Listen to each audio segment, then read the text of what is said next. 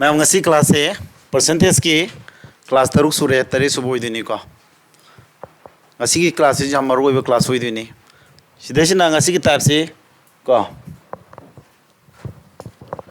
ngasi tawdiba class type sina sini ko percentage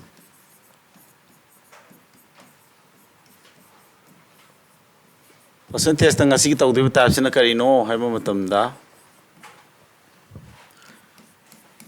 net sense after x% decrease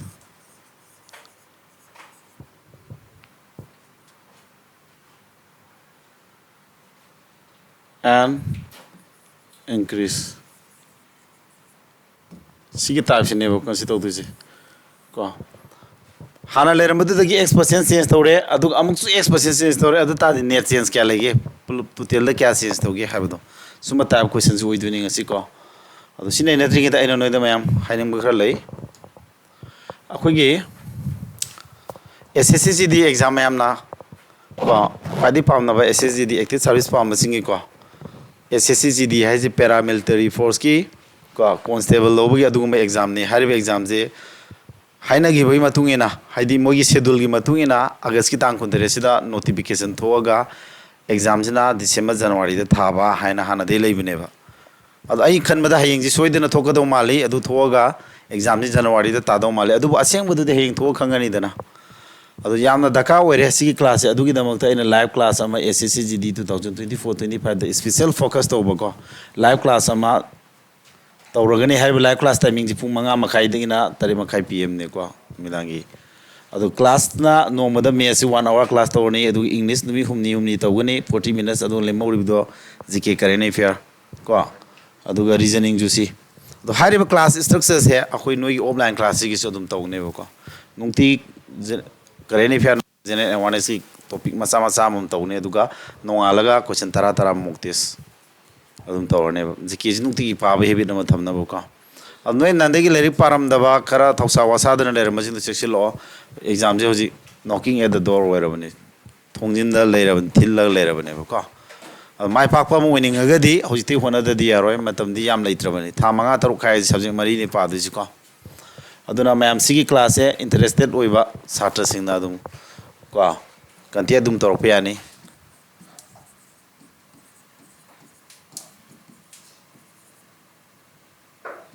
sida dum live class nga sida dum hawrane buko live class su noi friend circle da su online yaw ngam da ba khara yam hongna ahong ba lo budget ta coaching yawning ba leraga su live class di hongani ko live class ta orni ta ke sing recorded video we ne du live class su isam sam da ta si smart class we di ni ko yanan ba ko manipudi hanan ba du gum ba facility ni fi disi ko adana interest le basing na contact to no i friend circle da yoro gum hairo oja koi class ta makha satha si ko ma'am ai to percentage ta ano bata mom pula net change after x% decrease or increase hai jin si kamai ta godagi theory mate ma haye ko se number amuka a number is increase by 20% and again increase by 10%. What is the net sense? What is the net sense? क्या होंगे सिने बुका सिगुम type question जिने अखोइ ngasi tawdu si ko mapung oina sida base to ba question ngak tane ngasi collection to ji to khai na to je sumana type 9 na ko mix up toro lek ta di noi haiba nai roi ko adon ai gi class gi special way je thai kai no tharaga di na khoina leri ama lere kan do question ma'am jambal da jansin daraga practice to bagi gyan ta da problem lai do aina to ise delhi da tangna ba du mai na moju type khai do tai du mai na ko ai su moi dagi hen better oina type se aina collection tore ai sai tare nipan coaching experience leire ai experience sinaraga aina fazana type se collection thamanaw naina arabadagi aruba type aina khaiduoga anmai toroga question ji jungai type sida base to question kun nama kari ma collection toroga noi da systematically learn to na bone bane ko ngasi ki type sisu aina nan percentage ke ratio ga sinagiba leidana percentage haba angka je ratio sinaba hobudu aina takrabani ko adu ki concept de sanga kane ko ego number of 20% amasung 10% hengat pasya akoina method si mayam thukna hot pe yai kamai hot pe yai hamada 20% hengale amuksu 10% hengale akoina sida matang sida sumaina hengat pasya hengalaga leiriba number du dagi amuk hengat sinba kawe si yanda braisa si hengat pasya kaino hana sam ko number am leireba sidigi 20% hengale ko sidigi 20% hengalaga number amu oira ani dana oire bes digi win hengat pane akon bagi 10% hengali sinamo sidigi hengat panate ko sumaina hengalaga leiri badudagi hengalaiba belu dagi makata na hengatsin basibu kai kowe successfully increase to buka weba ko successfully increase to buka weba sumaina successfully increase to matamda overall kari sense la kadage ha badudi formula ama matang sida sanga ani adu formula do yam special oi formula adu di kari no ha matamda mayam sigi formula se oidiba x plus y plus xy noida hanadi sinaba haugram ni ko adu sida x haisina ngasagi 20% increase to budo 20% increase to ba haji kai san la khadina myam plus lak tu natra sigi 20% increase haibina plus sign sina ni adu plus 20 x mota akon mada karim hai 10% hande hebra haidro haibra haide increase ni siju tane plus ngata sina ni increase di aduga puri na dur s ko y ga se plus lebu ngakta ni plus saraga 20 into 10 makada ke lakani 100 adu di kya tare myam adu 0 ani kakthon daraba 20 taraba 30 taraba 30 to 1 to 30 ka 2% sumana sumana hot ka duine ko si formula ji use over tam duini aduga si formula sina tabida koina sigi percentage ki akoina mamang da gi tawro lakpa method sina ji chama du 20% hengala de myam 120 la oidra hengala le 120 jam 10% hengala de kana puri kane ba 120 sida 10% hengala di cham da 10 hengala bina cham da kana puri di ba 110 na ko kakthana di 0 ni kakthana re 11 type na di 132 taraba 132 tare ko sumaina anirak hengala matung da final da 132 tarak pai hana dai kya heli cham da gi kya no hengali sa 32% adudi sumaina holo se 32% ansa taradro si 32% samana bra ansa ja mane ko adu sumaina holo se sumaina holo se another method ta kona ratio palo holo se mem ko kamana ratio saduiba ratio sabi mongduna take ko matang mai laksaba method ni ko si sini yam thin lai bus la kani sina kana bus la kani azki aina tak tuiba method se sizum kana rakani kamana ahmad 20% hengale ji kana mane ba mangai manung da kya hengale bano mangai manung da me hengale bani 10% hengale badi kya kamane ba 1/10 na to tarai manung da me hengale bano tro adu mangai manung da me hengale di kana puri ni ba mangai manung da taru tarai manung da me hengale di kana puri di tarai manung da 11 adu di kathana budi yadi yari ko tu na ka di kana da bi thamage 66 makha da kya 50 adu hana makha da leisna hana original du natro original da 50 over badam new du na kya 66 kya no hengale sa 16 sam da di kya no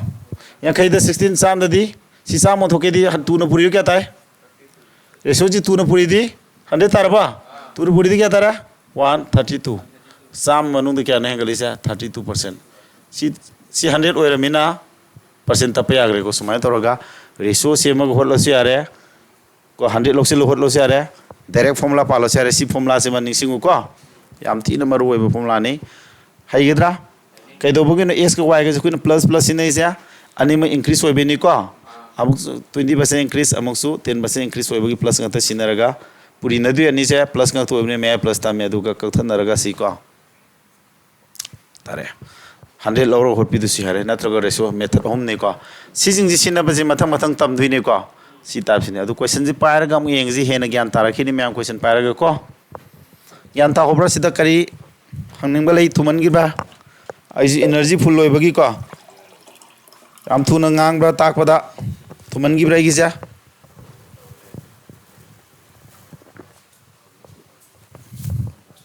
ai bo em gyan tara se question da lagi ko yana ma da ina pakali ba question me am khoi SSCGD की 2024 direct question ni ko aina noida nanda habado SSCGD habasde horga dum CGL level CGL tier 2 level ba question je para ka duini ko aina type am hek naina matam kwai digi live SSCGD de horu sum naina ga ne ba ara mang than mane ba ko to bodu bu SSCGD na ne CGL de henu lu question ju yaro e haninga di leite myam sima ju khang lai ga da are ko hoji akoina takre bodo method hom thona taki ko myam method sing do karamana convenient oige karamana matang chana sinagadagi habdo nainaba horse question ji ko nam kari haino GD 2024 da hangin si am to hangali ko table price ahamada 30% hande have notro aduga kedoba amuk 80% amuk hangat pra adudi what is the percentage increase in the price of table adudi formula aduna faye si maintain holos speed an ut ki ko 30, 80, 50 Parang kumari 50 di kumari 6 no loiba 50 di kumari oi di kuntaru kolom thadose ai ko si ma'am akun holi se kolom thadose ai samasu kolom thadana holi ai ni am hairubi na te nojo haibiani hen ge ko kari methana no kolom thadun hon ngami se hojiki formula do si formula sin ji ko kolom thadun hon ngam godro Noi ngam di ko sikida ngam na ba si tawji yo yo amada kya ngal prono decrease na tro decrease 30 na tro aduna minus 30 sino ba munatao don't talk then kya angle ba 80% increase na tro increase sare de me am plus ni ko ai no ja abdu kai ba langno handara na kari angle na kari plus S mota handaba minus 30 y mota hangat pa plus 80 puri na tu bani s ko y ga san mana bro san mana de kai thor kani ba minus thor kani adu puri na du je 30 into 80 kada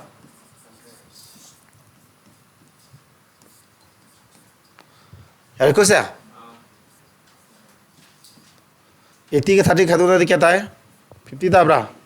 minus idi nipan hom kumari laba sign section का तब plus 50 minus क्या 24 क्या तारे ma'am से 20 का क्या तारे तारे साइन से कई sign of plus minus no plus कई में लगाओ दी प्लस न तो प्लस और इसी कई सी प्लस आए लेकिन ताकि वो क्या है ना इंक्रीज आए नहीं बा बताओ जी करी मेथड ना भाई इंक्रीज क्या बा 26% ऑप्शन नंबर डी ना आंसर ने अरे वो कहनो क्या problem ko adu yungo sina taba method atopadi adabra yai kari method na phai ma ha 100 lobi du se ko ani su method ho je 100 low rank khala je ba amad kya 30% decrease na tro 30% 100 kya tarne 70 sidam ke do ba 10% increase ra 80% increase na tro adudi 170 the 80% gal kana puri kani 180 by 100 na puri yodro tatus kya no 780 di 126 ne bako adudi sam dagi 126 euro overall the kya hengale sa hengale 26% increase ne ase so man holo si hai kasulu banate adubu idc sinaragani man calculation sa hari du ko next ama method to di ama ratio method tu kamai to ba Ahmad 30 decrease क्या ना 30% है कि माना गया 3 by 10 हंडे है वो माना draw मतलब 80% है कि माने 80% हैंगे पाइज क्या ना 80% है कि नो 4 by 5 हैंगे है वो माना द्रो रेशो से मो तारा में नूंगा मंदर दी तारा में नूंगा 7 मंगा में नूंगा मरी हैंगे लदी मंगा में नूंगा मपल मतलब सी क्या ना 63 मकान क्या ले रहा 50 अदु सोम 50 ओय मतम दा क्या 63 अदु तू न पुरी दी 100 तारबा सोम तू न पुरी दी 126 सा मोय कान क्या एंगल है 26 126 ना क्या एंगल है 26% सुमाना मेथड हम खोट पे है करम मेथड न फै याबदुदी नोय खनजरो अनिरक सुरे को इंताय से हा सोम न तुनी माइन होट जाबने सी फॉर्मुला से बेटर ओय को सी फॉर्मुला से नुंगाय रोय दो मतंग सु लाकनी करम गा नुंगाय रोय पिरामिड फ्रैक्शन गुम बोरे कान नुंगाय रोय सी फॉर्मुला से मतंग से मा लाक्सय को most important oil si formula yam understand thong ambra screen ju nungai rama yam pare next oge yarba spitana duini ko ai gi di question je type wise collection to bani na manarap tong nu tholakani ko yo cha thoi hai noti oidro nang sidi se ma'am number is decreased by 18% and the resulting number is again decreased by 50%. Animal decrease natro 68 tagi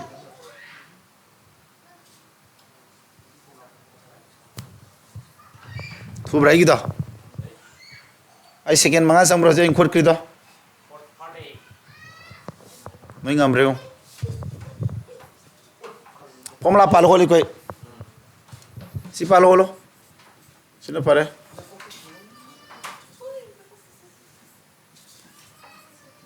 solo le paro solo la kano sida kedo min ma torja solo jumne le paro solo ikka kawai le to mun kedo lai nang lai do pao do tumin le langan kamai to ba me haro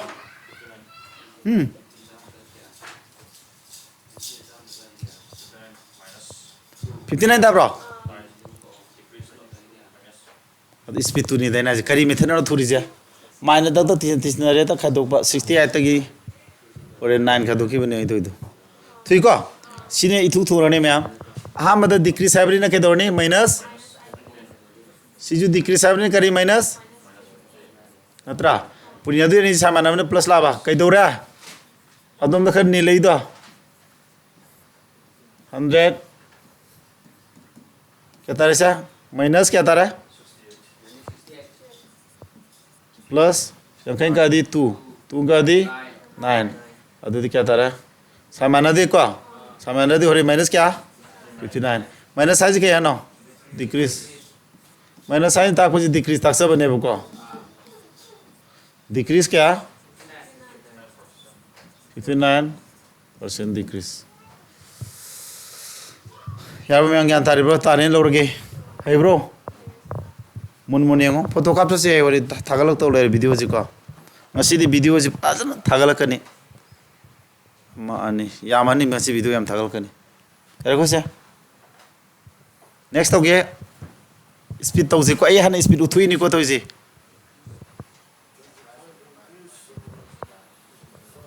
Sidhi The price of buy firstly decreased by 25% and then increased by 50%. What is the percentage increase in the price? Huh? 25% and 50% increase हम नत्रो decrease का increase की नत्रो क्या ताने थुना रो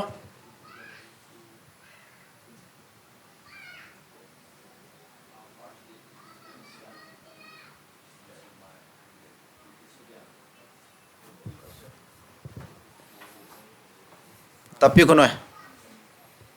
tapi speaker tapi ko tabre ain to ji tabre hol hol duenam holok si hai tabi yaro yam ta samana ba ma hanjen ji ta ko ke do be heru diba maning hum heri bro ha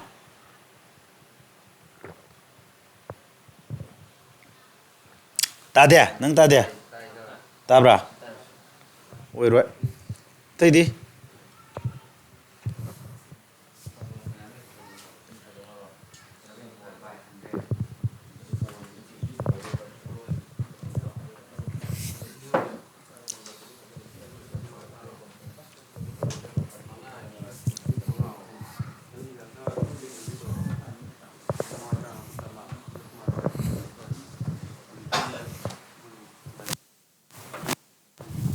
tabra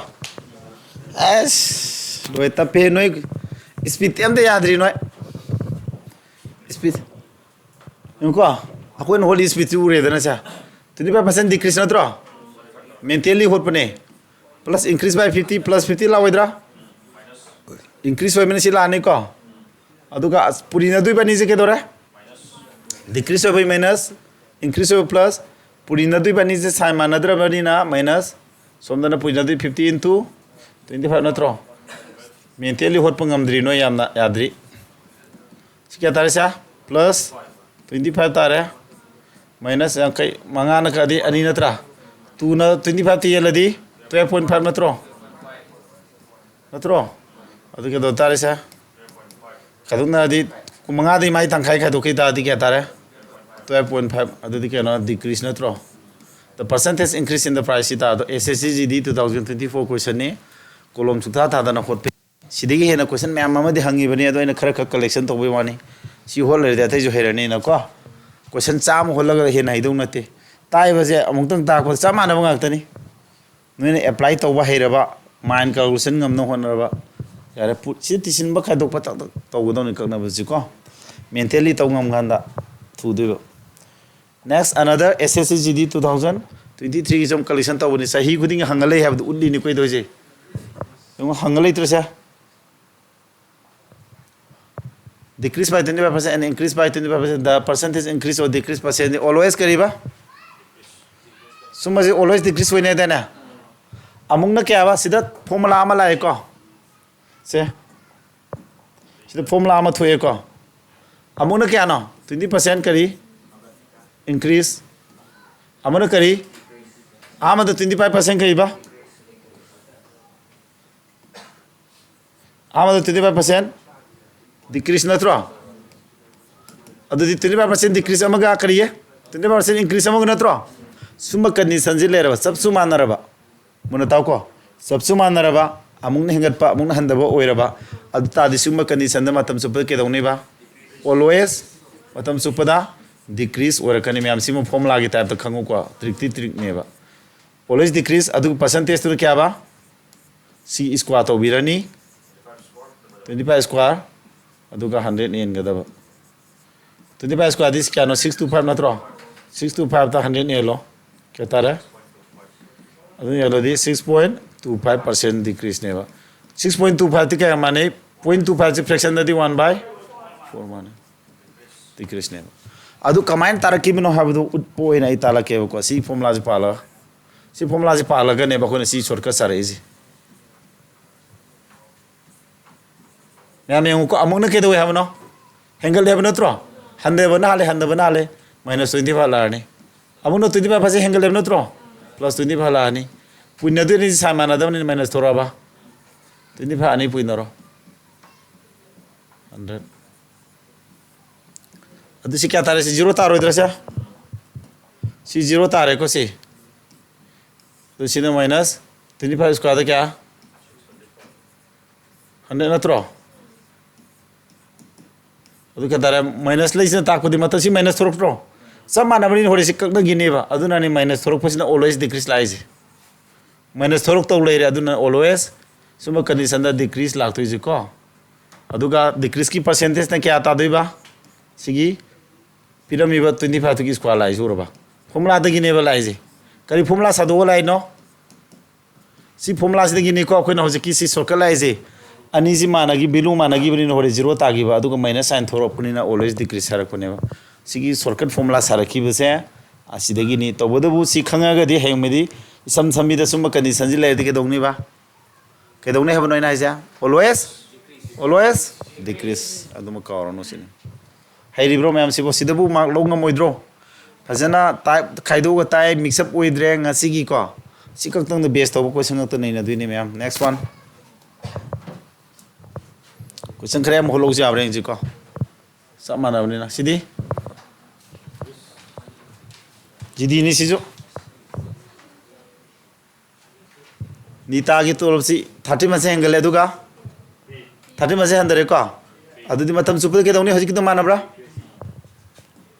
30 mase ke do no increase amana 30% decrease matam supu da decrease la ni ko decrease la ni ani ji da answer werani aduga 30 adu kya na 169 100 into the 1.69 option number B is the right answer sumi ko amaire yan dabra no ta da yor ba ro sida tabra tei di nei ta da yodre ko om taru mapan trying to tronga trying pa kun noi kun da ngari ne ko khoji mi yam de na noi kun ga ta ngari taram hapsing gijra mi taram yaw ya gini me ham phone taro yari am da ke do ba 13% increase ꯑꯃꯨꯛꯅ 13% decrease ꯅꯠꯇ꯭ꯔꯥ 169 120 ꯀꯣ ꯀꯌꯥ ꯇꯥꯔꯦ 1.69% ꯅꯠꯇ꯭ꯔꯥ ꯃꯌꯥꯝ ꯀꯣ decrease ꯂꯥꯛꯅꯤ ꯀꯣ ꯑꯦꯚꯔꯦꯖꯃꯦꯟ ꯃꯆꯥ ꯑꯃ ꯅꯞꯁꯤꯟꯒꯦ ꯀꯣ ꯑꯦꯚꯔꯦꯖꯃꯦꯟ ꯈꯔ ꯇꯧꯗ꯭ꯔꯗꯤ ꯃꯌꯥꯝ ꯑꯩ ꯃꯃꯤꯡ ꯆꯠꯇ꯭ꯔꯦ ꯑꯩꯅ ꯁꯨ ꯐꯖꯅ ꯇꯥꯛꯆꯔꯤꯁꯦ ꯑꯦꯚꯔꯦꯖꯃꯦꯟ ꯇꯧꯗ꯭ꯔꯗꯤ ꯌꯥꯗ꯭ꯔꯦꯕ ꯑꯩꯅ ꯈꯪꯉꯝꯗ꯭ꯔꯤꯁꯦ ꯑꯦꯚꯔꯦꯖꯃꯦꯟ ꯋꯥꯠꯄ ꯑꯣꯏ ꯂꯩꯔꯝꯃꯦ ꯑꯩꯁꯨ ꯈ꯭ꯋꯥꯏ ꯄꯪꯕ ꯑꯣꯖꯥ ꯑꯣꯏ ꯂꯩꯔꯝꯃꯦꯕ ꯀꯣ ꯑꯩꯅ ꯍꯧꯖꯤꯛ ꯅꯣꯏꯗꯒꯤ ꯑꯦꯗꯃꯤꯁꯟ ꯂꯧꯔꯤꯁꯦ ꯑꯩꯒꯤ ꯑꯦꯗꯃꯤꯁꯟ ꯁꯤꯁꯇꯦꯝꯁꯦ ꯂꯨꯄꯥ 19,000 ꯀꯣ full payment one time payment OTP ꯀꯔꯤ ꯍꯥꯏ ꯑꯩꯒꯤꯗꯤ ꯄꯦꯃꯦꯟ ꯍꯥꯏꯕꯅꯤꯀꯣ ꯑꯩꯒꯤꯗꯤ ꯋꯥꯟ ꯇꯥꯏꯝ ꯄꯥꯁꯄꯣꯔꯠ ꯅꯠꯇꯦ ꯋꯥꯟ ꯇꯥꯏꯝ ꯄꯦꯃꯦꯟꯅꯤꯀꯣ ꯑꯩ 16,000 ꯂꯧꯔꯅꯤꯀꯣ ꯊꯥ 6ꯀꯤꯗ ꯑꯗꯨꯒ ꯁꯤ ꯂꯥꯏꯔꯤꯛꯁꯤꯃ ꯁꯤꯗ ꯍꯥꯞꯄꯦ ꯁꯨꯃꯥꯏꯅ ꯍꯥꯞꯇꯣꯏꯅꯤꯀꯣ ꯁꯤ ꯀꯤꯔꯟ ꯁꯦꯞꯊꯣꯔꯥꯖꯀꯤ ꯂꯨꯄꯥ 9,000 ꯄꯤꯔꯦ ꯍꯧꯖꯤꯛ ꯁꯤ ꯂꯥꯏꯔꯤꯛꯁꯤꯀꯣ ꯑꯗꯣ ꯁꯤꯃ ꯍꯥꯞꯄꯅꯤ ꯀꯔꯤꯒꯨꯝꯕ 2 ꯇꯥꯏꯝ ꯄꯦꯃꯦꯟ ꯄꯤꯒꯦ ꯍꯥꯏꯔꯒꯅ 2 ꯇꯥꯏꯝ ꯄꯦꯃꯦꯟ ꯄꯤꯒꯦ ꯍꯥꯏꯔꯒꯅ ꯐꯥꯏꯟꯅꯤꯀꯣ ꯐꯥꯏꯟ ꯌꯥꯎꯔꯅꯤ ꯁꯨꯃꯥꯏꯅ ꯑꯦꯗꯃꯤꯁꯟꯁꯦ ꯁꯨꯃꯥꯏꯅ ꯁꯤ ꯐꯤꯕꯝꯗ ꯑꯣꯏꯔꯕꯅꯦꯀꯣ 2 ꯇꯥꯏꯝ ꯄꯦꯃꯦꯟ ꯀꯥꯡꯕꯨꯁꯦ ꯐꯥꯏꯟ ꯆꯥꯎ ꯂꯧꯗ ꯌꯥꯗ꯭ꯔꯦꯕ ꯑꯔꯩꯕꯁꯨ 2 ꯇꯥꯏꯝ ꯄꯦꯃꯦꯟ ꯀꯣ ꯂꯩꯇꯕꯁꯨ 2 ꯇꯥꯏꯝ ꯄꯦꯃꯦꯟ ꯇꯣꯂꯣꯞ ꯆꯥꯕꯤꯁꯨ 2 ꯇꯥꯏꯝ ꯄꯦꯃꯦꯟ ꯂꯝꯅꯝꯅꯔꯦꯕꯀꯣ ꯑꯗꯨꯅ ꯍꯥꯟꯅ ꯄꯤꯕ ꯀꯥꯡꯕꯨꯅ ꯁꯤ 16,000ꯁꯦ ꯑꯣꯏꯔꯒ ꯑꯃꯨꯛꯇꯪ ꯄꯤꯕꯁꯤꯅ ꯁꯤ ꯂꯥꯏꯔꯤꯛꯁꯤꯃ ꯍꯥꯞꯇꯣꯏꯕ ꯑꯗꯨꯒ 2 ꯇꯥꯏꯝ ꯄꯦꯃꯦꯟ ꯄꯤꯕꯗꯤ ꯂꯥꯏꯔꯤꯛꯁꯨ ꯍꯥꯞꯄꯣꯏ ꯂꯨꯄꯥ 1,000 ꯐꯥꯏꯟ ꯀꯣ ꯑꯩꯁꯨ ꯌꯥꯝ ꯊꯤ ꯂꯥꯏꯔꯔꯦꯀꯣ ꯑꯩꯅ 2015 ꯅꯠꯇꯦ 14 ꯑꯩꯅ ꯏꯍꯥꯟ ꯍꯥꯟꯅ ꯀꯣꯆꯤꯡ ꯆꯠꯄꯁꯦ ꯑꯩꯅ ꯀꯣꯆꯤꯡ ꯆꯠꯄ ꯃꯃꯤꯡ ꯑꯥꯏꯁ ꯀꯧꯏ ꯑꯥꯏꯁ ꯍꯥꯏꯁꯤ ꯀꯩꯅꯣ ꯑꯥꯏꯁ ꯍꯥꯏꯁꯤ ꯀꯩꯅꯣ ꯎꯟ ꯍꯥꯏꯕꯅꯤꯀꯣ ꯎꯟ ꯀꯧꯕ ꯀꯣꯆꯤꯡ ꯁꯦꯟꯇꯔ ꯑꯃ ꯂꯩꯔꯝꯃꯤꯀꯣ ꯑꯥꯏꯁ ꯍꯥꯏꯅ ꯈꯩꯁꯥꯝꯕꯟ ꯖꯪꯁꯟꯗ ꯏꯟꯁꯇꯤꯇ꯭ꯌꯨꯠ ꯑꯣꯐ ꯀꯝꯄꯤꯇꯤꯇꯤꯚ ꯑꯦꯛꯖꯥꯝꯁ ꯀꯣ ꯏꯪꯂꯤꯁꯇ ꯍꯥꯏꯔꯒꯅ ꯎꯟ ꯍꯥꯏꯁꯦ ꯁꯤ ꯀꯣꯆꯤꯡ ꯁꯦꯟꯇꯔꯁꯤ ꯌꯥꯝ ꯐꯩꯀꯣ ꯃꯇꯝꯗꯨꯒꯤ ꯑꯣꯏꯅꯗꯤ ꯃꯣꯏꯅ ꯏꯍꯥꯟ ꯍꯥꯟꯅ ꯂꯤꯡꯈꯠꯂꯝꯃꯤꯅꯤ ꯑꯗꯨ ꯆꯠꯂꯦ ꯑꯗꯣ 15,000 ꯂꯧꯏ ꯀꯌꯥꯕ 15,000 2014 ꯍꯧꯖꯤꯛꯅ 2000 ꯀꯌꯥ 24 ꯉꯁꯤꯗꯒꯤ ꯆꯍꯤ 10 ꯍꯦꯟꯒꯠꯂꯦꯀꯣ ꯉꯁꯤ ꯑꯩꯅ ꯏꯍꯥꯟ ꯍꯥꯟꯅ ꯆꯠꯈꯤꯕꯗꯨ 15,000 ꯂꯧ ꯆꯠꯂꯦꯕ ꯉꯁꯤꯗꯒꯤ ꯆꯍꯤ 10 ꯍꯦꯟꯒꯠꯂꯦ ꯑꯗꯨꯒ ꯑꯩꯅ ꯂꯨꯄꯥ 1,000 ꯆꯍꯤ 10ꯁꯤꯗ ꯂꯨꯄꯥ 1,000 ꯍꯦꯟꯒꯠꯂꯒ 13,000 ꯂꯧꯏ ꯃꯌꯥꯝ ꯀꯥꯏꯕ꯭ꯔꯥ ꯀꯥꯏꯗꯕ꯭ꯔꯥ ꯑꯗꯨꯒ ꯃꯇꯝꯗꯨꯗ ꯍ꯭ꯋꯥꯏꯠ ꯕꯣꯔꯗꯇ ꯊꯦꯠ ꯇꯥꯛꯄꯅꯤ ꯑꯩꯈꯣꯏ ꯇꯧꯔꯤꯁꯤꯅ ꯁ꯭ꯃꯥꯔꯠ ꯕꯣꯔꯗ ꯑꯩ ꯏꯁꯥꯁꯨ ꯁ꯭ꯃꯥꯔꯠꯅꯤ ꯇꯥꯛꯏꯁꯤꯁꯨ ꯁ꯭ꯃꯥꯔꯠ ꯕꯣꯔꯗ ꯇꯤꯆꯤꯡꯁꯨ ꯗꯤꯜꯂꯤꯒꯤ ꯃꯦꯊꯗ ꯌꯦꯡꯉꯨꯀꯣ ꯈꯜꯂꯣ ꯃꯌꯥꯝꯅ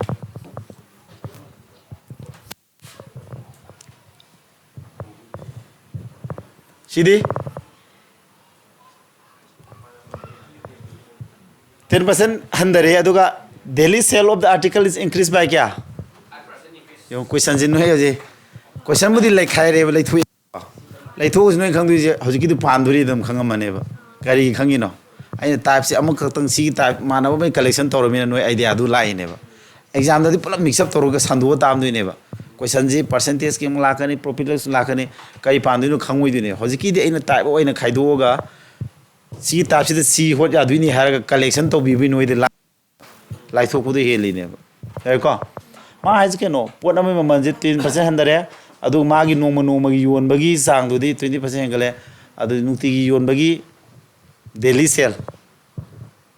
ꯃꯥ ꯅꯨꯡꯇꯤꯒꯤ ꯌꯣꯜꯂ ꯐꯪꯉꯛꯄꯁꯤꯗꯗꯤ ꯀꯌꯥꯝ ꯏꯐꯦꯛ ꯂꯩꯒꯦ ꯍꯥꯏꯕꯗꯨꯅꯤꯗ ꯑꯗꯨꯝ ꯄꯥꯟꯖꯥꯅꯤꯀꯣ 10 ꯍꯟꯊꯔꯦ ꯑꯃ ꯏꯟꯀ꯭ꯔꯤꯖ ꯇꯧꯔꯦ ꯑꯗꯨ ꯇꯥꯔꯗꯤ 10ꯗꯒꯤ 2 ꯈꯥꯏꯗꯣꯛ 8 ꯇꯥꯔꯦ ꯌꯥꯏꯀꯣ ꯁꯤꯗ ꯆꯥꯎꯕꯅꯤ 8% ꯏꯟꯀ꯭ꯔꯤꯖ ꯂꯥꯛꯑꯅꯤ ꯀꯣꯂꯣꯝ ꯊꯥꯗ꯭ꯔꯁꯨ ꯌꯥꯏꯕꯀꯣ ꯊꯥꯗ꯭ꯔꯁꯨ ꯌꯥꯕ꯭ꯔꯥ ꯌꯥꯗꯕ꯭ꯔꯥ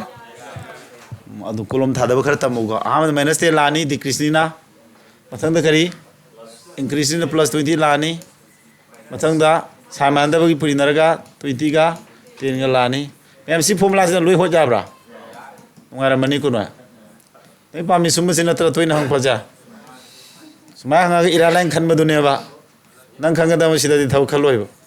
ꯁꯨꯝ ꯑꯔꯥꯏꯕꯁꯤꯗꯤ ꯅꯪꯁꯨ ꯂꯥꯏꯅꯤ ꯃꯤꯁꯨ ꯂꯣꯏ ꯂꯥꯏꯔꯝꯅꯦꯕ ꯒ꯭ꯌꯥꯟ ꯇꯥꯕ꯭ꯔꯥ ꯍꯥꯏꯁꯦ ꯑꯔꯨꯕꯗ ꯃꯤꯅ ꯍꯣꯠ ꯉꯝꯗꯕꯗꯣ ꯅꯪꯅ ꯍꯣꯠ ꯉꯝꯀꯥꯟꯗ ꯃꯥꯔꯛ ꯍꯦꯟꯗꯣꯏꯅꯦꯕ ꯑꯔꯥꯏꯕꯗ ꯍꯩꯕꯗ ꯍꯔꯥꯎꯔꯅꯨ ꯑꯔꯥꯏꯕꯗꯅ ꯑꯃꯨꯛ ꯀꯩꯗꯧꯅꯤ ꯃꯤꯅ ꯁꯦꯀꯦꯟ 30 ꯆꯪꯉꯥ ꯅꯪꯅ ꯁꯦꯀꯦꯟ 5ꯗ ꯆꯪꯍꯟꯒꯗꯕ ꯑꯔꯥꯏꯕꯁꯤꯁꯨ ꯀꯝꯄꯤꯇꯤꯁꯟ ꯌꯥꯎꯔꯤꯅꯦꯕ ꯂꯥꯏ ꯍꯥꯏꯔꯒ ꯁꯤꯗꯩꯗ ꯁꯤ ꯂꯩꯔꯅꯣ ꯃꯥꯏꯟ ꯀꯥꯜꯀꯨꯂꯦꯁꯟ ꯇꯧꯖꯦꯕꯀꯣ ꯗꯦꯟ ꯁꯤꯗꯤ CDS ꯀꯤꯅꯤꯀꯣ CDS 2000 25 की CDS खंग्रो मैम करे है ना चीफ ऑफ करीबा डिफेंस स्टाफ है नत्रो अनिल चौहान ओइरी है दोजी है ने CDS है the chief of defence staff रिग्योजिया अनिल चौहान ओइरी है ने नन लेफ्टिनेंट कर्नल सिदा अदु CDS नते को कंबाइंड डिफेंस सर्विस है आर्मी की कमीशन रैंक लौनब एग्जाम ने को सिदा संगी इंक्रीज बाय 40% एंड 20% अंदम नत्रो 20 अदुदी निपान 20 दी एडाप्ट सिलदी क्या तारा 12 वेरी इजी मेंटेनली होट ngambra amada increase by 40 haitaba yori bro sida haitaba midu budu file taw yai smai lak tu natro 20 minus elani mental calculation taw ngamdri bo noi ba mind calculation taw ngamdri bo ngamdri mal ni ne ha ngam okay next ma'am 10+2 की अमला तो exam की जो अदम हंग याबा नोइना GD दा हंग को तो हंगी जुद्रा 10+2 तो सा नंबर अमा 25% एंगल है अदुगा decrease by 16% the value of the number से के तो है क्या लाने 25 को सिग नत्रा कदो नाने मपन अपन मरी वेदी 5 तारे 5 इंक्रीज कोलम था दे है वैसे अच्छा होली कोलम था दे तेलबा मिनट 15 सिदा क्वेश्चन याम होले कोई को इंक्रीज बाय 25% मतन करी डिक्रीज बाय 16% मतन सामान मिना खदुंगब साइन थमनी क्या तारे सा उमा का दी मरी मरी का दी मरी क्या तारे सा सिदगी 9 दगी फॉर्म का दो दी क्या 5% वेरी इजी मैम लाइक को मैम से लाइरा दी मथंग दी क्वेश्चन में हाँ आगे 1 to 1 हाँ आगे को मनी कमु क्या तारी ब्रो लॉन्ग थोई कमु तारी वही दी मनोज लंग दी गुड हाई तब अंदर लिखते रहना नोइस अराइव बता दिया हम हाई बमी हुए रमे को अब से मनी कमु दी हरो से लास्ट की रो अनीस दे की पकम पिरो ऐ पकम पिरो आई खरा करो तो इन्हें land and bread of cubit are increased by this then the percentage increase in its volume okay no question is lang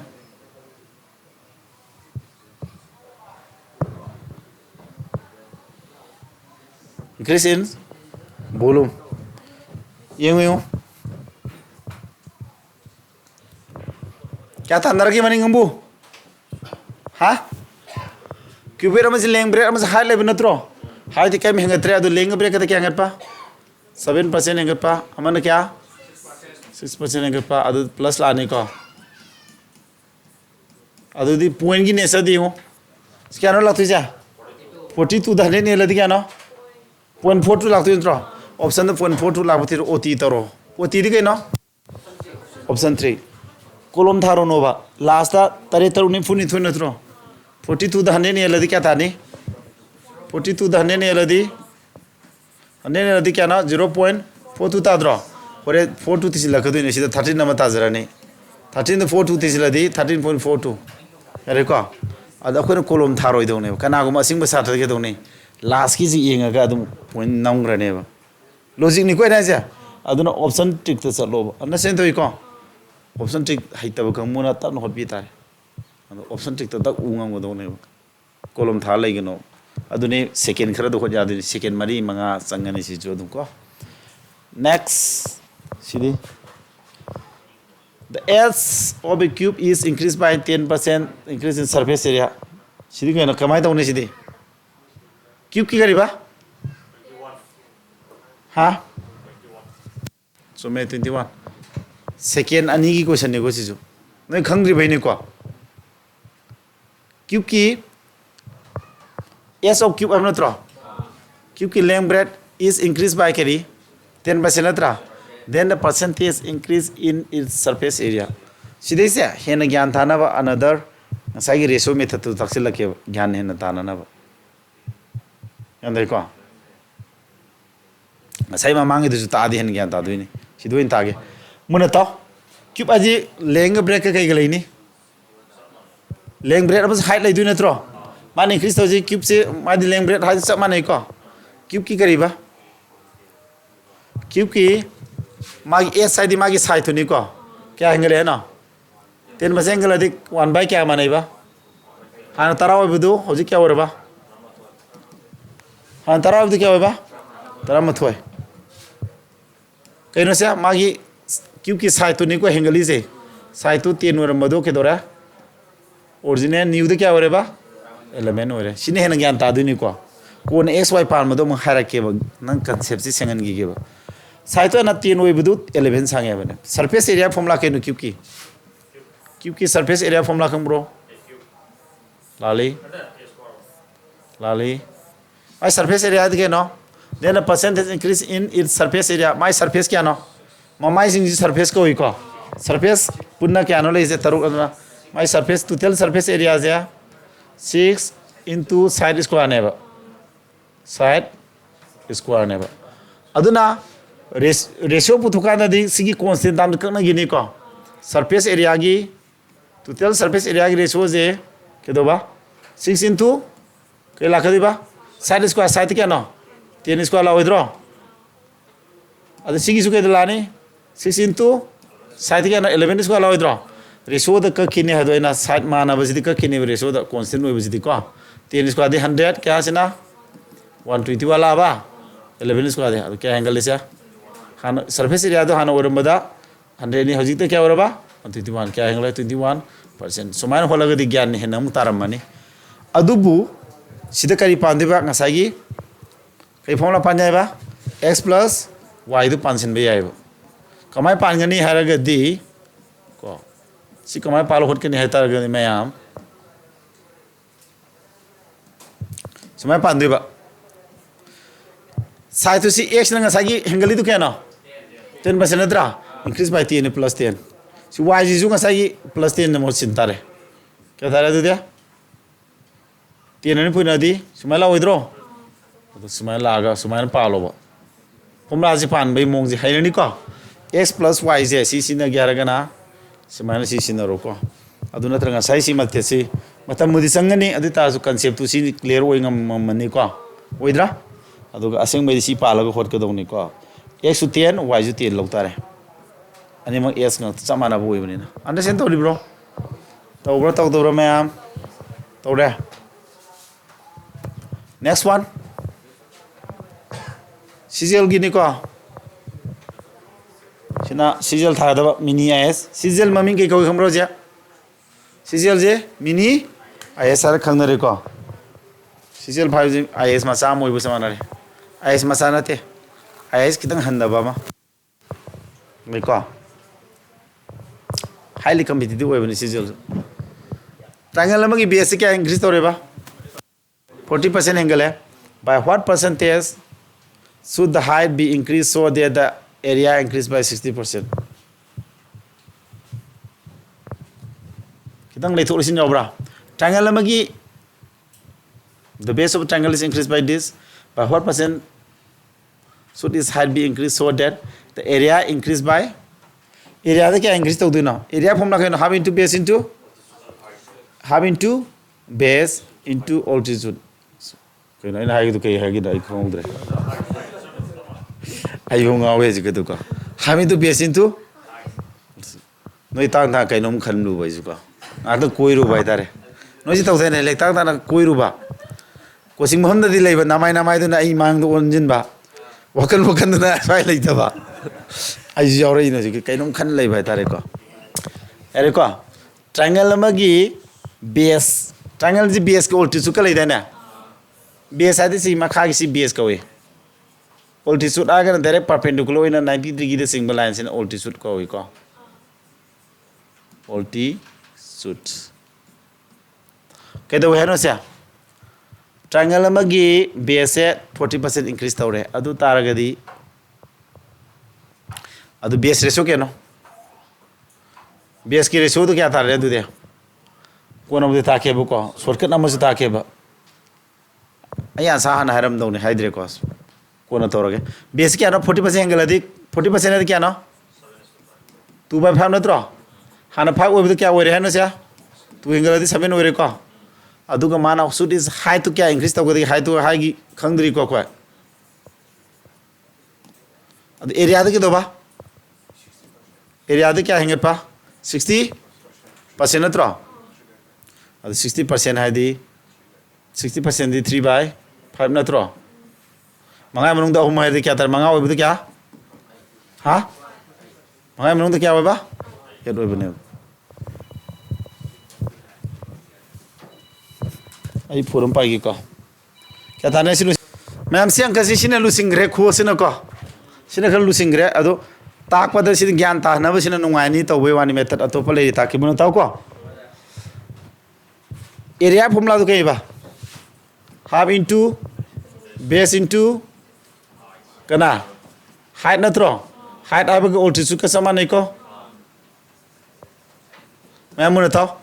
ratio ददी कांस्टेंट ओरिबा फिक्स ओइबा वैल्यू दि ककनगी ने हदाने एरिया दे कना द डिपेंड तौरे सी यावरो हैबनिना बेस इनटू बेस का हाइट पुइनर क्या तागे एरिया ताद्रा अदि एरिया से क्या नोदा एरिया से क्या नो 5 नत्रो बेस का ना पुइनर एरिया ता हागे हाइट का बेस ना 5 ओरे सी क्या नो सी 1 ओइद्रगदि 5 का 1.5 ताद्रो अदुनि अदुदि के दरा अदगी अमक दंग बेस पुथुके हाइट पुथुके रदि अमक सु याय बसे समानो अनदर लोंदा दा हागे को सिगी बेस ना ने एरिया दा येलो 5 येलो क्या थोंया 1 सेनी पुइना सी ताय हाने दु ताकोदि 7 8 येलो क्या थोंया हा 7 8 येरदि 8/7 तारबा अदुदि हाई से क्या नो रेशो दु 1 ओर मुद होजि क्या ओरे 8/, हाई तो हाना 1 ओर मुद होजि 8/7 ओर नत्रो रेशो समाय लेबदु केदोबा मखा मांगन गया 7 पुरी 7 is to 8 तारबा हाई तो 7 ओर क्या नो हेंगली जा 1 अदु 7 दि 8 1 हेंगल अदु 7 दि 1 हेंगल पति परसेंटेज द क्या तारा 1/7 परसेंटेज क्या नो 14.28 नत्रो एप्रोक्सीमेशन लौर क्या तारनी 7.29 मैं खितंग सांगतक तवे को मैं पामी तेंतक ना लाइबदु नत्रा तो हो लगे दुदि को तेंतक ना लाह लगे सिंगोसी सिंगोम तो तेंतक ना लाइबदु पामिना तेंतक लाह लगे से हम क्या दारी ब्रो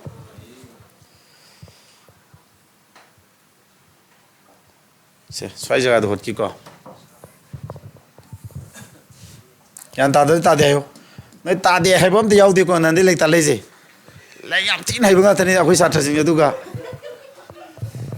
को यारबा मुना तारो हने किसने याम थी लाई दिबा अने ngasa करी है एरिया से कनादा डिपेंड तवेबा कॉन्स्टेंट दाम लौथो कर बेस का हाई का पुइना दु नत्रो अदु बेस तो क्या इंक्रीज तवेबा 40% इंक्रीज तवे क्या ना मंगा मनों दानी इंक्रीज तव नत्रो कना पुरिनी बेस का हाइट कनी पुइनर कना ताइबाम थारो मुना थावगो सी ट्रिक सी खंगनबा एरिया ने हाइदु नेबको किदा हाफ यावद्रे नो नोय निंगाइ तोरकनोबा हाफ दि कॉन्स्टेंट ने ककनगी नि हाइबने नत्रो अदु बेस ति कनानो बेस तो मंगाय मनों क्या ने इंग्लिश या मंगाय मनों क्या लाने तो दिया हाइट तो दि खंगब्रा खंगदबिना हाइट की मतांग से कइम पिरमदबिन एक्स ने हाना मोसे जिंग्रो एरिया दि क्या एंगल हैबा 60% है मंगाई मनों होम क्या तारनी मंगाई मनों क्या तारनी दुदी ये तारनी मंगाई मनों ये तारनी को अदुदी कथन नरो मखा मखा फादार फादर कथन नरो फादर फादर कथन नरो अदुदी एक्स पुथो के क्या तारे मैम एच एस ले 7 मखा लाओइद्रो अदुदी एक्स तो क्या तारा हाई तो क्या तारा 7 ओर मदी 8 ओरे हेम न तो सिता फुदिया क्या इंक्रीज तोरा 1 अदुदी 4 7 मनों द अमे एंगल अदि परसेंटेज तदि क्या तारा क्या 14.282 एप्रोक्सीमेशन लौरो 29 हम नत्रो करम लाई अकुन मसिन लाई ब्रा आ मन लाई हैब मियो ब्रो अने मग लाई या खरा हाइजिले दुना चिंथिबो खरा ngange नै मरक तो को टेन टेन बजे त मग लाई हनिंग दे सिदा म हाय नै कमु सिदिया थमोय सिंग द भम जावरिबा सुक्तेना लाइन होलिजु लाई हनिंग दे सिन लाई अखोन में आहार में लाई है नई हनिंग से ज्ञान यामना ताई सिजु लोई ताई सिने नई तानिंग से नत्र फरे तारदी Kaiba? Keno siya? X plus Y. Aduda palo ko loyara gana. Last palat ek Y jaga do hang doriba. Y jaga do hang do adu panu ngairo convenient oiro. Takti takke buko. Aman X haro 40% increase natro. Y do ke ba? Se awon to ta se no to je har mina kya ta bam thuyan sa dia. 40 moi thu nai natro. Se. Tak thu lo ke no. Noi pa mi formula pa ma du pa mi buko. Ta lo ke do ke. Ke no. Ke nam to kre. Simple ke nam to kre.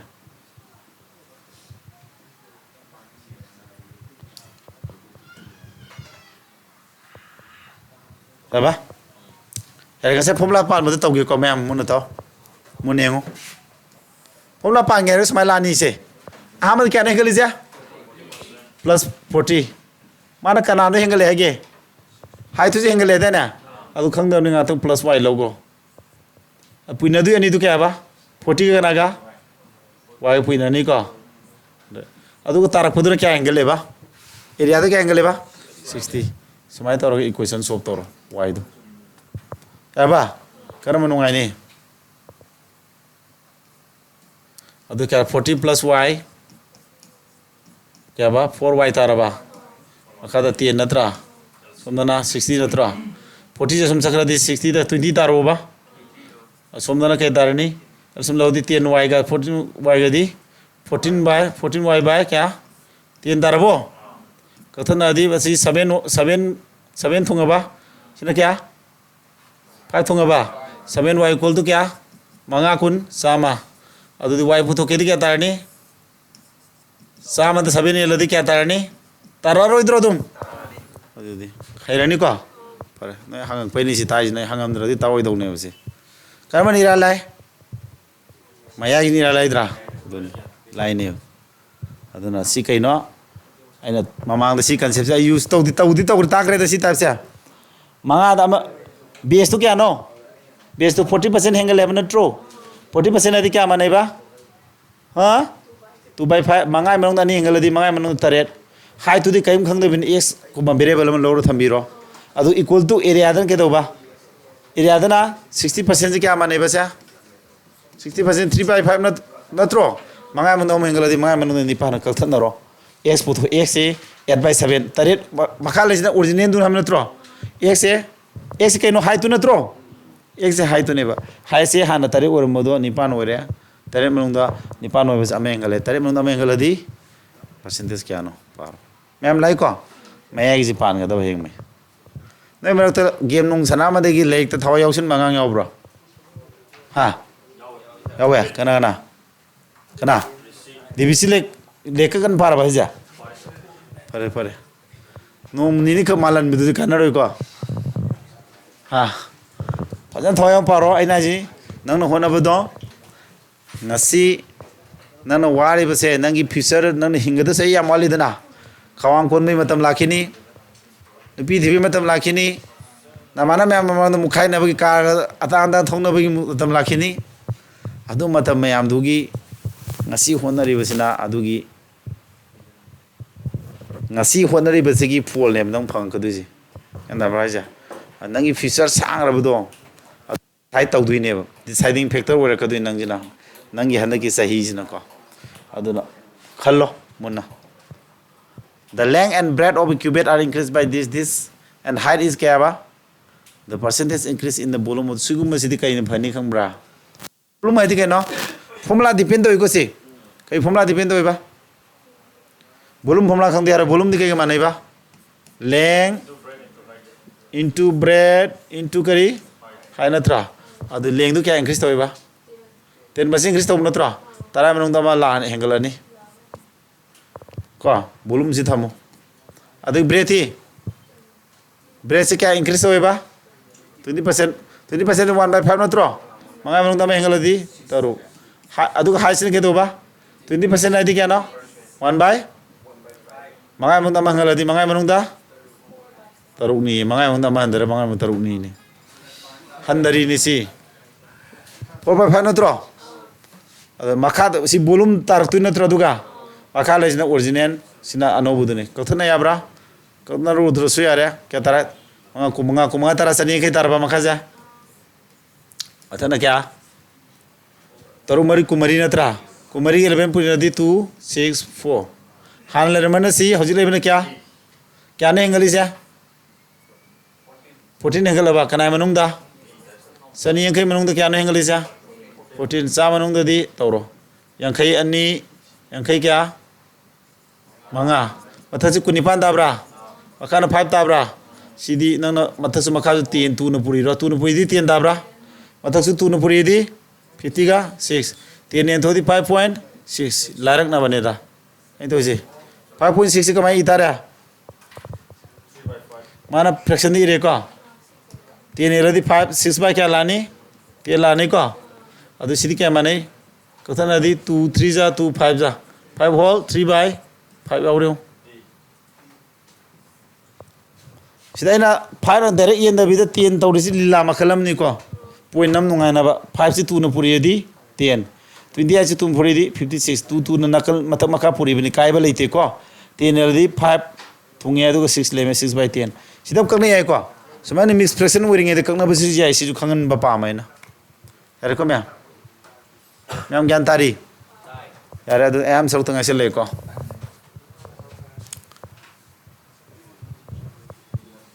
Si leme da hanga di khan ngam dong man ba. Matam ni jar sakhine. Matam na kana absung airam de. The area of square is decreased by 19%. Then the area hari ro. Area asina kya? Area hamna tro. The area of square is decreased by square ki area se kya hande hai na?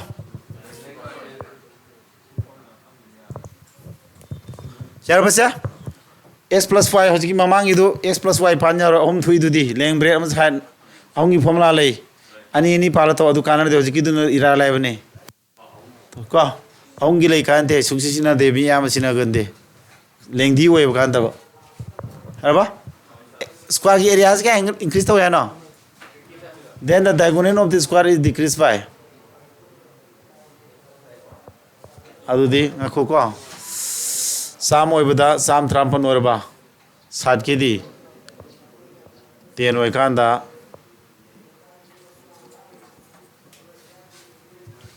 oh 1900 kya no ira le re eh ai increase to paro beni na 10 9 very easy within second ho jaye ko muna taw ko kari gino itala ke mun taw area natro area do ke do na 10% 19% handa ba natro 19% handa ba hana kya oram diba hana samoi budo hoji kya 1981 da natro area khangadi square ki side ki din ya area hai bese ke no side square natro area ji ka na manai ba side square manai natro area ji side square manai ne ba adu di side putu ke disi square ne ba square माने सी 10 square नत्र सिबा सिना क्या 9 square नत्र side square ने सी 10 square 9 square है जे side आदि square लखथो Irani 10 is to 9 नत्र अदुदी side खंगदी side का diagonal ने सुगो माने ये मरम खंगब्रा आई रखे को डायगोनल नाबदी साइड द ऋतु न पुरी दुने बा कना पुरी दुने बा साइड ऋतु ना पुरी नत्र समाना रेशियो लोकान द दिके दोबा constant में बजे सब माना कखिने हम नत्रो अदुदी डायगोनल है बजे साइड की रेशियो माने डायगोनल रेशियो का नाम आना दरा साइड रेशियो माना ने बा सिदे ऋतु याव सिदी रेशियो द कखिदो लेरे मेन अदुना साइड रेशियो का डायगोनल रेशियो माने है रबनी ना साइड रेशियो 10:9 था दी डायगोनल जो 10:9 था ने अदुदी डायगोनल के तोरे हाना तारा और मदे 9 है अमा हंदरी नत्रो therefore तारा में अमा हंदरी परसेंटेज दी 110% तारे मैम लाइव लो ब्रो लाई और Louis lai formula khang da be ni yare ko okay adu ta men khangi ko okay next one question is along nam ta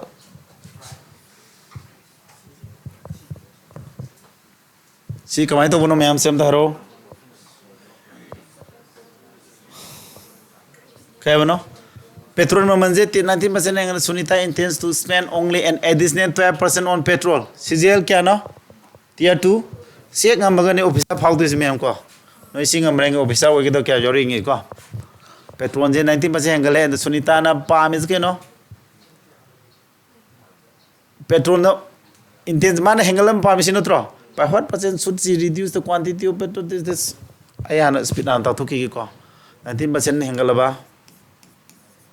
sila khang x thamo adu man farm is additional 33% hengal hem natro ta ka thana ni x 112 da 119 la ni ko sidagi si handar ni adu di kya tara by what percentage ham kya na handari cha 119 manung da kya 700 natro percentage ki 100 amaga adu di tare ne jabra tare adi kya na 1 by 30 tare samtra banda 1 by 17 की percentage क्या अंता की 1 by 17 is 5 wall हाँ 1 by 17 percentage क्या ना 5.8 है ना थोड़ा और तादी कोई nearest क्या ना 6% is the answer मैं हम थून ताकू नहीं कोई की दी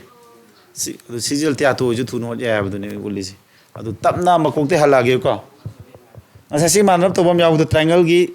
area की length breadth into height तो वो तो मकोंते हला गया को से mana tahu ahamada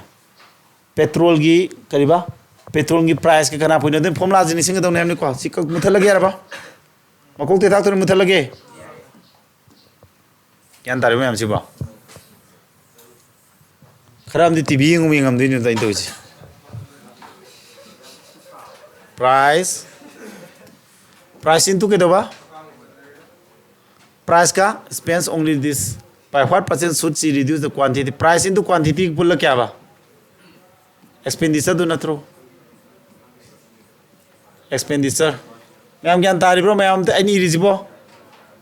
nana leiru ba mamanduga pot masing duga ani purinara ke expenditure natro nana pot tara piba du manga leiradi lupa kya na expenditure pot tara lupa tara piba pot tu manga leiradi lupa yang khin natro si formula sine adu de ngo mana ke dore ma si formula sine du ne ba ko price to ke do bam tharo price to 90% angle natro 90% angle sama piba pot tu 19 angle di kya lani price to 119 lani ko quantity to ke do ne mana by what percent should she reduce the quantity to kya reduce to gudu game natro quantity jaga je hangi bani khang da bani ngak ta mai jaga x mo sila thambiro ere ko expenditure to mana kya additional kya khata ni hen ba pame se only an additional hen ba natro kya hengal pa cha manung da to adu cham oiradi trying to angle adi 112 expenditure na si helan ba bane adi x putok tu natro taba khatan x putok ke di 112 119 ratio da sina tak podi x ki ke hano quantity du natro x ya quantity du hana 119 sang sinar modu kya handa duiba 112 da handa re adu kya no handa ja 119 dagi 700 ba percentage da kya tare me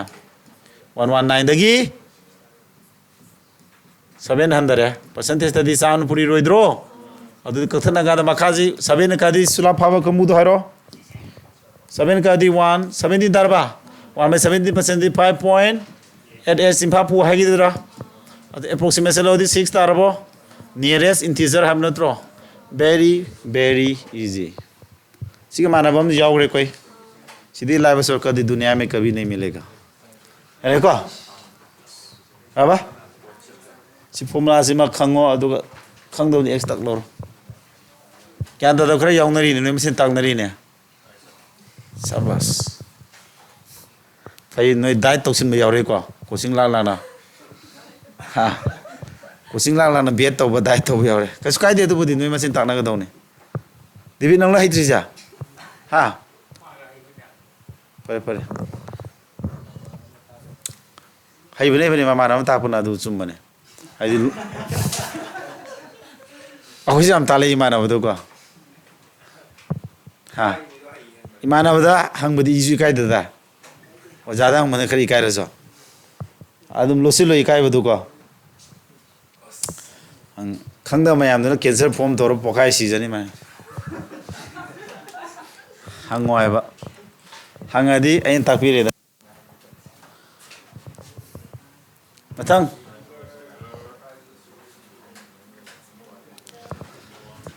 sugar mamanje 18% gale percent kedoba expenditure to 12% Henry by what percent correct to 1 decimal place should decrease his consumption hojiki the same way do it kana no ma asai ro no ma ta khan mata no hojiki duga barabar way kamar kani no ma sida asun mi harake no yadum summi sum de harakira ai ngak ta astrologer kya astrologer ga prediction to bo hedane adum tak tak harak pa mi je dum khange ai ta ji gyan tara moi kar 16 sal have mi ji ko 16 sal mi sing lekti pa bro ha pa ya pai adu ya taw ta di aram ni ko tap kira thu gira ko ma wangira wangora khamu khaladi yare natra ma anem bu su tolo adum ya khai sa du ne ba awang mu yang khai okay par mi adu di mi makhala ni leba khara mana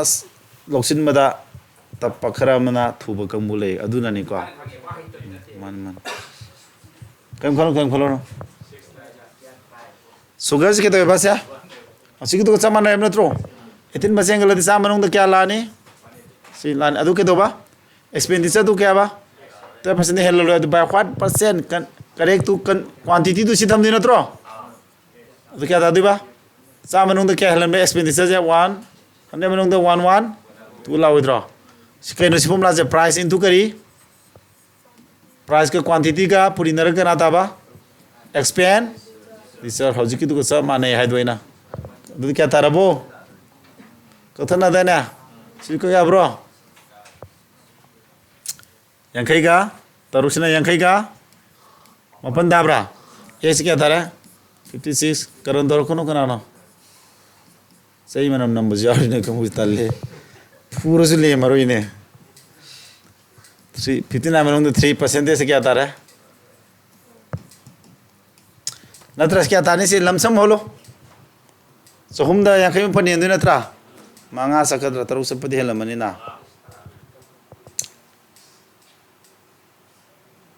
तरु से हमरा Yale तरुती आदरे मांगा से मांगा पनी फंगा को मांगा 295 5 संपत्ति है को point 1 क्या था बा बी था या 5 साल दी क्या था मंगा पनी फुंगा मा को मंगा 2 9 5 तरबा 2 9 5 तारे दु 5 ले में वाह जुरो आप ये दूसरी याद रहे सितार ने अरे को 0.09 something आता है approximately सितार रो ये मुझसे मैं हम कर मुन्ना क्या answer dari uning ba kamu ni semai toro manga pan funga ko manga sitare ko phale ma ba adu point kara ke dora 0 api yenja prasya ya dekho 0 ma pa ke dora si semai la ne ba adu nearest si la ne ha bale anda sin doi ko semana ye nadra ka su tara ka da habet aina tori du mana lamsam kitang yenga ga mentally hola to ba mayam loi dore ko sidi kind of phase 9 ko selection post ki price of commodity increased by this a family reduces its consumption in such a way that expenditure only was 5% more by what percentage has the family reduced the consumption samane question sang man me wane ke do ba hoji ki price to kya to no 20% increase to sa manung to sam kulum do la ni ko adu quantity to khang da min x lo ro adu man expenditure to only kya hen ba 5% minute ro सा मनों तो क्या है ले 105 अदु कथन थाबा x पुतो क्या तारा 105 सिना क्या 123 नत्रा क्या नो हंदरिसा 18 नत्रा हंदरिसा कना मनों दा 123 मनों दा 1800 percentage पुतो क्या दिसा मा सिलाने अदुदी क्या तारे यानी से साम कुलुम दो ने ये लदी कैसे जाए वन आंसर नहीं को वन सकल आदि मरी फूदगी कुंट्रा यहाँ की तरह 570 दी क्या सजाए 570 और गदी 1 हो रही 570 द 5 सब पदी 5 मंगा नहीं तरह 5 याद रहे Ko. Option number 4 satwira. Sida bra. 4 salagadi 570 to 4 saladi marium train to mari nipa manla 492.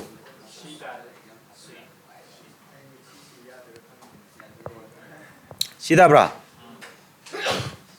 570 to 4 sasungradi. 492. 492 ni ko. 78. 6 jabra. Sitani. Sum guessing to bani ko aina ye nadar to yam. Arba ma'am. Khang da bakam mun smai ye lo ko. 1800 sida kana yendu 1 2 3 yendu natro. Tere ye le ngo mothang. Oi. Koi taro kino class lo idri. Wari rule le gana sa na to tho sa ba sa wari sa sa tho ko ye kuch kai de. Aba numbers increase by 30%, then decrease by 30, then further decreases by 30%. Hom log to ko. Si hom log to radi kari panya ne ba x y du ya roi ko. Adu pan bai mong jule x y pan nge ke do ne. Am the 30% increase to na tro. Mathang da kya? Decrease 30% na tro. Mathang da kya? Ko na ba kari 30% decrease na tro. Adu hom log si to bu je nang formula x y du pa nge di. Hangat pag handa ba sa mana di ke do ne hai. Diba so kan lagi रहता है ना मतलब super decrease लाने को decrease क्या लाने सी square तो नहीं है ना अतो करना दी 9 तारा नहीं सी कम पारो है अतो तादी 39 plus कुंतरे 2.7 39 दगी 2.7 का तो 3 का तो दी 39 36.3 का minus ना थोड़ा Sidi yang bis biti lero. Sumbra. Kamai pale na dhar ke ko. Si ani isdi matam subra ke doni hai. Si always ke doni hai. Always decrease na tro si dia. Decrease adi ke lani. Minus c square lagtu na to. Decrease percentage si na tro. Minus kya lani sa. Nan daro idro. Si ke kanam pa hogdui ba. Minus 30 kam paro. Hoji formula sy dong pal. S ain to sy par mi doni ba to ko. अदुदी क्या था रेसिया अनि तो जी minus 9 minus 30 सोमना क्या plus 30 into 9 ना throw तो क्या लागे यंग से minus 39 करना नदी क्या 27 तो 10 ये 2.7 ना थ्रो 2.7 का दो अदुदी क्या था रें 3 का दो को समान थ्रो अदु minus 3 का दो दी 36.3 था थ्रो decrease था 36 था रो इधर से approximation lau din atro to the nearest integer mem ka ko siding na live de le ro ko sid always decrease ki concept pala samjili se tab note kya ra ga siung 30% increase to kya no 30% 3/10 atro tara menong do mengal di tara menong de 7 lao tara menong do hom andar di kya 7 muksu na atro tara menong do hom andar di si kya tara sa lising ma tara ni ko bakhaji lising ma tara ni mathati kya no trade kya no 91 da tarem puri di tarem ponu si tare ko arba un ta ko si sam tan ye di ratio ji 3 yen thodi sam ta bra si ju 3 yen thodi 63.7 kya handare cha si 64 ni khalo bo khadu di 36.3 decrease ko karam na lai si ju lai bre si ju lai dro taram jis tare 91 ga 7 point si tare ratio da 1000 le je ina ke do ba 100 ta na ba 10 yen thoi na dro cha 10 yen thodi 100 tare si 10 yen do si adu 100 manung 100 si percentage si ju dum lai si ai mentally holi du di er ko mem gyan dari ko si lo si lak tore khara thu galak phasi mem kai su kai deng khali ko mem di improve le ra me si di 10 plus 2 gi ni ko decrease by 30% and increase by 30% then further increase by कितना खेने को जिक्र दूँगा decrease by क्या 30 तो ना करी increase by 30 है दूँगा हम करीब increase by 30 ना तो सी नहीं always के नो decrease ना तो square lani 9 tharni ko minus 9 asigadi minus 9 asigadi 21 21 natra 21 ga minus 2.7 21 dagi 2.73 khaido adu 18 ga something adu 18 jilani adu dikeno minus ke plus ke increase ta 18% lani thui ko se maintain hole se hai badi sigi di always ke nora decrease ke ala kri se 9% la hoidro always decrease amu hengat pa mu handa bada sidi squaring to ni hai dana sig always decrease ha gam ta khre ko si kana paw di ba si kana ga 30 ke par ga amu pa lo kari formula pa de x plus y do minus 9 plus 30 saman da ba ni purina di minus 9 into 30 divided by 100 natro kya tara du dia ha adu di si kya tara minus 20 plus 21 minus kya mapol kun thore 2.7 natra adu sidi kano khai do 4 one khai do adu di 3 one khai do adu di plus 18.3 tare nearest ka nano sia nearest ka nano nearest integer di singa kwan nak na ba mapum du kana no integer adi mapum ai bani ko ma kwan nak na mapum ji kana no 18 adu di plus sign in a decrease zero increase zero myam gyan da bro masagi ama hojiki ena ma nak na ma ta ki du holu ko chama na ba ma fraction sinra to bidu su ai ko last one mts ki ko sina